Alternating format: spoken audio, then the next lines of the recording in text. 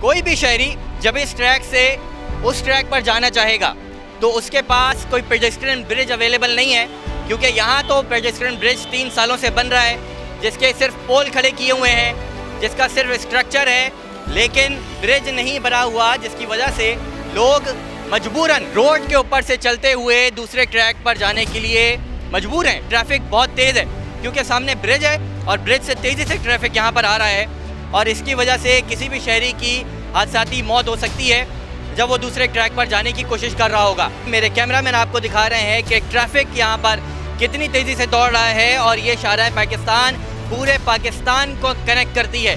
इससे मुत्तसिल ये पेडेस्ट्रियन ब्रिज है जो गुज़िश्ता 3 सालों से बन रहा है।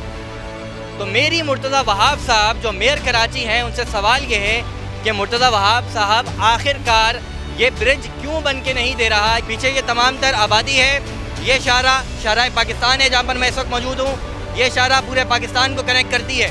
तेज़ी से ट्रैफिक यहाँ से वहाँ मूव कर रहा है।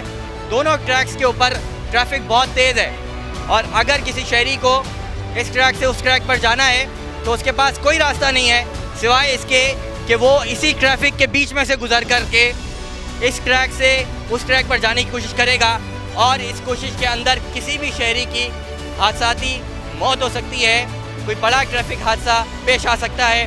तो मेरी मुर्तज़ा वहाब साहब जो मेयर कराची हैं वो कैसे ही भी मेयर बने, लेकिन अब वो इस शहर के मेयर हैं।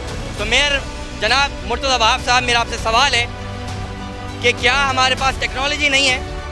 क्या हम इतने गए गुजरे हैं कि एक पेडेस्ट्रियन ब्रिज बनाने में हमें 3 साल लग जाते हैं, जबकि इसी शहर के अंदर इलीगल बिल्डिंग्स को बनते हुए अरसा गुजर चुका है, केसेस पर केसेस लग चुके हैं, लेकिन इस शहर के अंदर महीनों के अंदर बिल्डिंग्स खड़ी हो जाती हैं कि यहाँ की इंतज़ामिया एक पेडेस्ट्रियन ब्रिज शहरियों के लिए सालों में नहीं बना सकती है।